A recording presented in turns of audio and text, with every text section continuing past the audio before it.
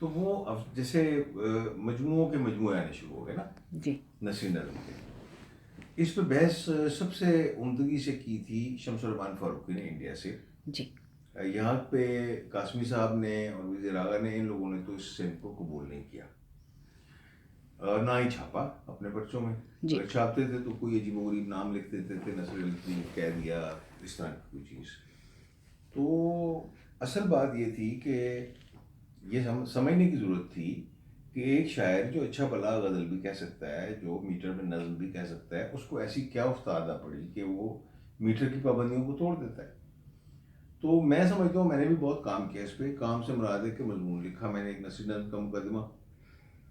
अब इसमें बुनियादी जो चीज़ जो समझने की है वो ये है कि नसरी नज़्म कोई इस्तिलाह दुरुस्त नहीं है, ये नज़्म ही है, इसको नज़्म ही कहना चाहिए। यानी क्योंकि डिफ्रेंशिएट नहीं करना चाहिए नस्र लगा के। हाँ जी, नहीं मेरा ख्याल है और उसकी जो वजह है। जी एक और सवाल, ये कुछ लोग इसको नस्मिया और कुछ अजीबो गरीब वो तो नाम आ रहे मज़्ह का हैं। खेज बात है, जी वो नस्म नस्मिया ये हाँ, बिल्कुल मैं बेकार यही बात है। चाहती थी कि इस मौजू पे ज़्यादा से ज़्यादा आप बात करें, क्योंकि मेरे लिए ये आपका जो प्रोग्राम है ये एक दस्तावेज़ की सूरत रखता है, क्योंकि हम लोगों को यही बताते हैं इसको नस्मिया कहा जाए, इसके लिए ये तो इस मामले में नहीं आपकी इसमें राय देखें जो जी, है। पहली बात तो ये मुझे ये बताएं कि शायरी क्या होती है। जी अगर तो शायरी जुबान होती है, यानी जुबान बताती है कि शायरी है या नहीं, तो फिर तो आप जुबान से पता कर लेंगे कि ये नज्म है या नहीं है, जी नज्म ठीक है हो या गया, नसर है। सही हो अब गया। नसर की हजारों सूरतें हैं ना, जी अफसाना है, फिक्शन है, नावल है, कॉलम है, जी हाँ, कॉलम है, मुख्तलिफ चीज़ें। उसमें बाकी बयानी है, इंशाइया है, इसमें जितने मज़ामीन हैं जी हाँ सब नसर में है। तो ये कहना कि जी चूंकि ये नसर में है इसलिए शायरी नहीं है, ये काफ़ी दलील नहीं है। जी दलील तब काफ़ी होती है अगर उसमें शायरी ना हो, और शायरी की पहचान उसकी ज़ुबान है।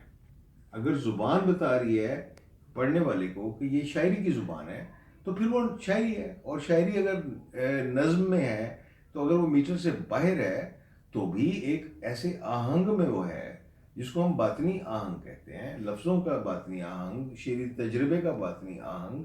और उसमें अगर कोमलता है और ज़ुबान सारी पोइटिक है, शरीयत जैसे। हाँ, तो जी हाँ शेरियत उसमें अगर है तो फिर वो नज़्म है।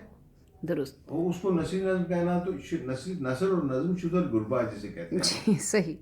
कि बिल्ली और ऊँट किसको का, जी हाँ इकट्ठा बांध देना, तो वो नहीं है। वो मुझे टर्म से इख्तलाफ है, बिल्कुल सही लेकिन हो इस गया। फॉर्म से मुझे इख्तलाफ तो क्या, मैं समझता हूँ कि ये मुस्तकबिल गिर सिंफ है। बहुत खूब। और इस वक्त जो लोग बहुत ताकत से लिख रहे हैं वो इसी फॉर्म में ज़्यादा लिख रहे हैं, लेकिन इसको मैं नसरी नज़्म कहने पे आमादा नहीं हूँ। यानी नज़्म है ये नज़्म है, मैंने अपनी किताब में भी बगैर इम्तियाज़ के। बगैर इम्तियाज़ के अपनी किताब में मैंने नसरी नज़्म जो जिसको लोग कहते हैं उसको अपनी दीगर नज़मों के साथ बगैर ऐलान के शामिल किया। और उसमें एक दिलचस्प वाक़या हुआ जी कि मैं कासमी साहब अहमद कासमी साहब के पास गया, तो उनको मैंने किताब पेश की। जी तो उन्होंने किताब देखते ही कहा कि यार इस पे तबसरा मैं करूँगा और बड़ा ठीक ठाक करूँगा। जी मैंने कहा जी बहुत मेरे लिए एजाज़ की बात होगी। फिर उन्होंने किताब की गर्दानी शुरू कर दी। तो वो आखिर में 20 के करीब मेरी नसरी नज़्म में भी थी। तो वहाँ पहुँचे तो कहते हैं यार ये तो नसर नहीं है, नसरी नज़्म नहीं है। मैं कहा जी बिल्कुल ये नसरी नज़्म आप कह रहे हैं, लेकिन ये नज़्म है। जी। तो उन्होंने वो ठप के एक साइड पे रख दी, उसके बाद अच्छा, फिर उन्होंने तबसरा नहीं किया। तो ये बात, कमाल है। हाँ, लेकिन अब ज़ाहिर है अब इस वक्त तो कबूल हो चुकी है सिंफ। इस पे मज़ीद तो डिस्कशन मुझे करनी वैसी मुनासिब नहीं लगती, सही। क्योंकि हम अगर दुनिया में रहते हैं तो दुनिया की दूसरी ज़ुबानों में अगर कोई असनाफ मौजूद है तो आपका अफसाना कहाँ था पहले? बिल्कुल, आपका मगरबी दुनिया से ये चीज़ें आ मगरबी रही दुनिया से हैं, आया ना। हाइको आ रही है, सोनेट आ रहा इवन है। आज़ाद नज़्म जो है, आज़ाद आज़ाद नज़्म, जी नज़्म भी हाँ। बाहर से आई, हमारे पास सिर्फ गज़ल प्रोज थी। पोइट्री जिसे आप कहते हैं नहीं, उस। प्रोज पोइट्री से पहले मीट्रिक जो नज़्म थी वो जी भी बाहर से आई है। ठीक हो गया। फिक्शन आपकी शॉर्ट स्टोरी बाहर से आई है। जी हाँ। तो ये इस बात के ऊपर तो अब मेरा ख्याल है कि बात करना मुझे तो फजूल लगने लग गया। चलिए, ये बहुत अच्छा हो गया, क्योंकि दूसरा जैसे अभी आपने कहा कि ये मुस्तकबिल की चीज़ें हैं ना, हाँ जैसे जी, दुनिया जी। ग्लोबल हो रही है। अब इतना किसके पास वक्त भी नहीं है जिस तरह से ये हम आ रहे हैं इख्तिसार कीजिए। तो आप नज़्मों के हवाले से बात कर रहे थे, आप अपनी नज़्म का सफ़र बताइए। मैंने मेरा सफ़र क्या होना है, मैं ज़ाहिर है मैं अपना आपको पता है प्रोफेशन के एतबार से डॉक्टर हूँ, मेडिकल डॉक्टर हूँ।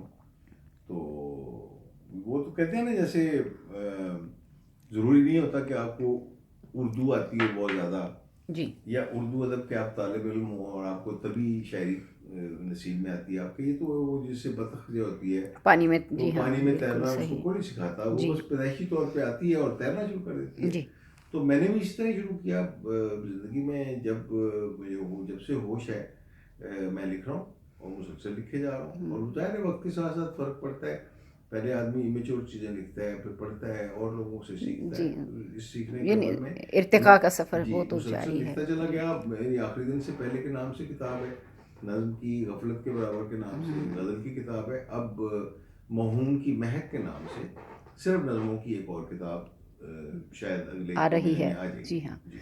चलिए, ये तो बहुत खुशआइन बात है। आपकी नज़्म के हवाले से अगर हम बात करें, इसमें एक वो क्यों होता है, उदासी की एक रौ बहती है, जो मैं जब पढ़ती हूँ उनको, तो बल्कि बाज़ औक़ात कुछ नज़में तो ऐसी हैं वो हॉन्ट करती हैं बाकायदा। उसमें एक उदासी की रौ चल रही है, वो ख़ुद कलामी जैसी है, या वो कोई गुज़श्ता तजुर्बात हैं, या वो लाशऊरी तौर पे कैसे लिखते हैं? आपकी नज़्म लिखने का अमल कैसे होता है? असल में ना ये इसका जवाब बहुत ही मुश्किल है, जी क्योंकि मैं सही। समझता हूँ कि अगर एक दौर में एक अहद में कुछ शायर जिंदा हैं और वो अच्छी नज़्म लिख रहे हैं या वो शायरी कर रहे हैं, जी तो उनका इम्तियाज़ जो है बाहमी, वो किस बुनियाद पे होता है? वो उनका बाहमी इम्तियाज़ इस बात पे होता है कि उनकी ज़िंदगियाँ मुख्तलिफ होती हैं, उनके तख्लीकी तजर्बे मुख्तलिफ होते हैं, उनकी फ़नकाराना दस्तरस मुख्तलिफ होती है। दुरुस्त। फिर नीत्शे की बात मुझे हमेशा याद रहती है कि नीत्शे ने कहा था कि हर सच्चे फनकार का एक रूहानी और जज्बाती रुख होता है। जी जो चीज़ उसकी इस जद्दोजहद में मदद ना दे वो उसको नज़र ही नहीं आती। दुरुस्त हो तो गई। मुझे भी शायद कुछ चीज़ें कभी ज़िंदगी में नज़र ही नहीं आई, तो जो चीज़ें मुझे नज़र आई वो मुझे इतनी अजीज़ रहीं कि वो मेरी ज़िंदगी का हिस्सा बन गई। उन्हीं का इजहार मैं नज़्म में करता हूँ।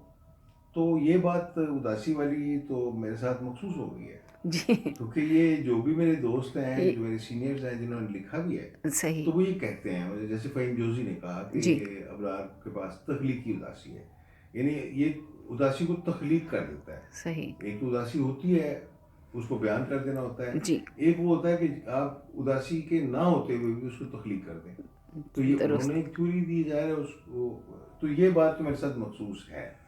कि कुछ ना कुछ है उनके हाँ, इस तरह बैन है सतूर और मैं कोई। होता भी जी हूँ, हाँ। सच्ची बात है कि मैं अच्छा। होता भी हूँ इस तरह। मैं कभी आज तक आवर्त की बुनियाद पे, इरादे की नहीं लिखते, बुनियाद पे मैं एक लाइन नहीं कभी यानी लिख सकता। आमद है सरासर।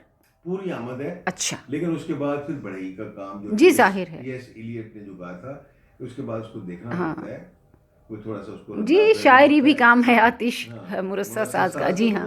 वो काम चलता रहता है। ज़ाहिर है मैं ये नहीं बयान कर सकता जी, वो कि तो एक कि लाशऊरी मेरी ये तख्लीकी है। नज़में जो है अच्छा। उनमें उदासी क्यों है, मतलब सही। ये ऐसी है जैसे वो रक्स करके खातून आई ना स्टेज से उतर जी के, तो किसी ने पूछा कि तुम रक्स क्यों करती हो, तो उसने कहा भाई मुझे अगर ये पता होता कि मैं रक्स क्यों करती हूँ तो मैं रक्स करती क्यों। दुरुस्त दुरुस्त। तो मुझे नहीं पता कि मैं इस तरह की नज़में खैर, क्यों ये तो लिखता एक तख्लीकी सवाल है, जो हूँ। हर हर ज़हन का अपना हाँ तख्लीकी एक बिल्कुल अमल है। बिल्कुल। तो उसके बाद से जो 60-70 की दहाइयाँ हैं, उसके उसमें आपने किस तरह से इसको देखा? जैसे मुख्तलिफ लोग जॉइन करते गए, एक बड़ा ग्रुप बनता गया फिर नज़्मों का। हाँ तो आपका जो मज़मून है गज़ल गज़ल पर भी, तो उसमें आपने कुछ पेशगोइयाँ की हैं कि ये लोग जो लिख रहे हैं, ये नाम हाँ आगे आएँगे हाँ। दोबारा, तो उसके बारे में थोड़ा नहीं, ज़िक्र मैंने कीजिए। एक्चुअली उर्दू गज़ल पे मज़मून लिखा था सन 2000 में, जी जो इंडिया में भी छपा। मैं ज़ाहिर है आपको बता दूं कि 70 के बाद का आदमी हूँ मैं खुद। जी। 70 के लोग और 60 के लोग मुझसे बहुत सीनियर लोग हैं। ठीक हो गया। तो उसमें मेरा मकसद ये था कि 70 के बाद जो लोग सामने आए हैं वो कौन से हैं गज़ल के, वो सिर्फ गज़ल तक मैंने महदूद किया। और उसका पैमाना मेरा ये था कि जो शायर मुझे अच्छे लगते हैं। जी फिर मैं ये समझता हूँ कि मुझे क्यों अच्छे लगते हैं और वो पैमाना क्यों हो, जी। दूसरों के लिए वो पैमाना कैसे हो सकता है। दुरुस्त। अच्छे तो आपको भी लगते हाँ। होंगे, औरों को भी लगते हैं। अब वो शायर काबिल ज़िक्र ज़रूरी तो नहीं कि हो जाए, लेकिन मैंने उसमें थ्योरी ये दी थी कि मैं एक तरबियत याफ्ता कारी हूँ, मुझे पता है शेर का, तो मुझे ये लोग अच्छे लगते हैं। तो वो एक मैंने मजमून लिखा था जिसमें 20-25 लोग थे जिनको मैंने शनाख्त किया, जिनसे मेरी कोई वाकफियत नहीं थी माँ सिवाय एक दो दोस्तों के, जिनकी शायरी मेरे सामने थी।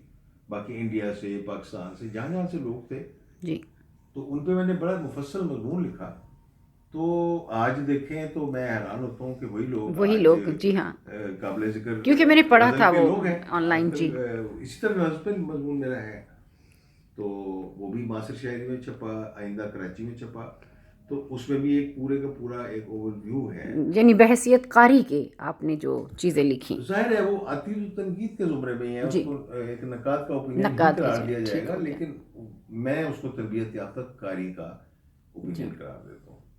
जी। बहुत-बहुत शुक्रिया खैर, इस वक़्त मुझे अंदाज़ा है आपको अपने क्लिनिक पे जाना है, क्योंकि नाज़रीन आपको पता होना चाहिए, पहले ज़माने में कहा करते थे कि जो बिल्कुल उजड़ा हुआ मखबूतुल ख़वास और बेरोज़गार शख़्स है वो शायर है।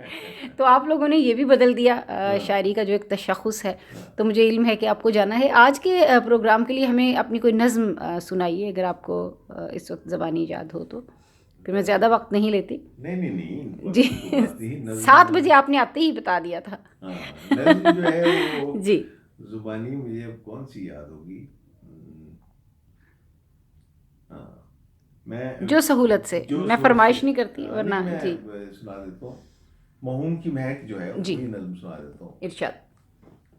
अगर कोई मिसरा आगे पीछे हो जाए तो कोई माज़रत मसला नहीं, करें। ज़ाहिर है अब जिन हुँ, हंगामी हालात में हम कर रहे हैं ये हाँ। बहुत है। धुंध है, धुंध में हाथों का पता चलता चलता नहीं। नहीं, धुंध है, धुंध में में हाथों हाथों का का पता पता चलता चलता नहीं। नहीं। लम्स कोई मेरे कांधे पे धरा रहता है।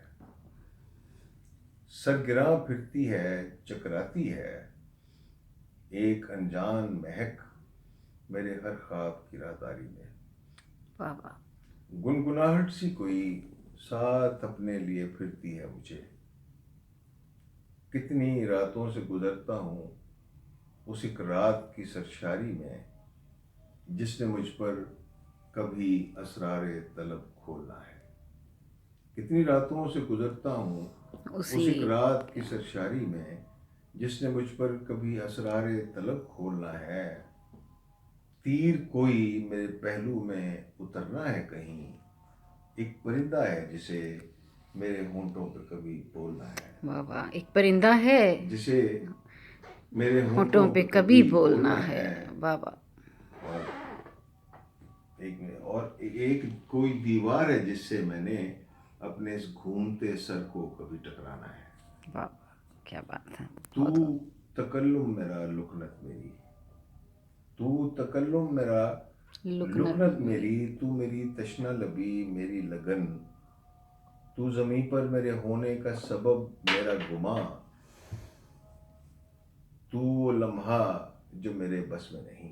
वाह, मैं जो रंजीदा हूँ तू रंज मेरा, तू मेरे दिल की दुखन मेरी थकन, मैं तेरी समत हमा वक्त रवां। धुंध है, धुंध में रास्ते का पता चलता नहीं, आंख भरती है छलक जाती है, ढूंढता हूँ तुझे इस बेसर सामानी में, डूबता और उभरता चला जाता हूँ मैं दिन रात की तुगयानी में। तू वो मौजूद जो मौजूद नहीं है, कि वो तू है, कि वो तू किसी मौहूम सितारे की तरह कहीं मौजूद अगर है भी तो मौजूद नहीं। वाह वाह वाह, बहुत इसमें खूबसूरत, मैं कुछ बहुत मिसरे आगे खूबसूरत। पीछे कर गया हूँ, लेकिन हाँ, ज़ाहिर लेकिन हाफिज जो जो मेन मेन है वो इसमें आ तकरीबन गई। नहीं, हम एक दफ़ा फिर आपको ज़हमत देंगे, गज़ल के हवाले से भी गुफ्तगू करेंगे, ज़रूर। क्योंकि इस तरह के प्रोग्राम एक दस्तावेज़ बन जाते हैं जी और बस बिल्कुल। जस्ट वन नहीं, क्लिक मुझे अवे। बहुत खुशी है जी हाँ, आपने इस काबिल समझा और नहीं गुफ्तगू नहीं, की। ज़ाहिर है ये हमारा तो ये खुशी है कि हम दूसरे लोगों तक पहुँचे हैं, वो लोग जो हमें नहीं जानते या वो लोग जिनको हम नहीं जानते। जी, तो हमारी दुआएं उनके साथ हैं, और हम बहुत बहुत चाहते हैं कि शुक्रिया। दुनिया भर में उर्दू अदब और उर्दू शेर व अदब के फ़रोग़ में जितना कुछ हम कर सकते हैं, और मैं सदफ़ जी, आपका भी समझता हूँ बहुत दातलब बात है ये, कि काबिल दाद बात है कि आप बहुत बहुत इतनी मेहनत शुक्रिया। से इसके लिए सर्विस दे रही हैं। तो मेरी दुआएं आपके साथ नहीं, हैं, बहुत दोस्तों के बहुत साथ। जी, बहुत बहुत शुक्रिया, क्योंकि अब आजकल देखिए बैठ के पढ़ने का अगर वक्त भी नहीं है तो बहुत लोग हमें लिखते हैं कि जो मैं छोटी छोटी क्लिप्स बनाती हूँ तो वो डाल देते हैं यूट्यूब पे, या हमारी हाँ, ये WWTV बहुत लिंक अच्छी खोल बात लेते है। हैं, हाँ तो वो पीछे लगा रहता है, तो वो हाँ जी, सुनाई भी देता है ना। हाँ तो खुद को एजुकेट करना, मैं खुद ये बहुत इस्तेमाल करती हूँ, इस तरह की अच्छा क्लिप्स हाँ। देखती रहती नहीं नहीं, हूँ। बहुत अच्छी बात है, जी इस ये सिलसिला चलते रहना जी, चाहिए। बिल्कुल बिल्कुल, मैं जाहिर मुझे है। खुशी है कि मैं इसमें शरीक हुआ। जी, बहुत आपने बहुत मुझे शुक्रिया। शामिल किया, आपने मुझे इस हाँ, काबिल समझा। नहीं, तो आपका बहुत बड़ी शुक्रिया। हम दोबारा इंशाल्लाह मिलते ज़रूर हैं ज़रूर गज़ल के इंशाल्लाह हवाले से, फिर इंशाल्लाह स्टूडियो में मिलेंगे। आज के ज़रूर दिन के ज़रूर लिए ज़रूर। बस इतनी उजरत में यही मुमकिन था। ठीक है। जी, बहुत बहुत शुक्रिया डॉक्टर हाँ, साहब। ठीक है, खुदा ठीक है, हाफिज़। बहुत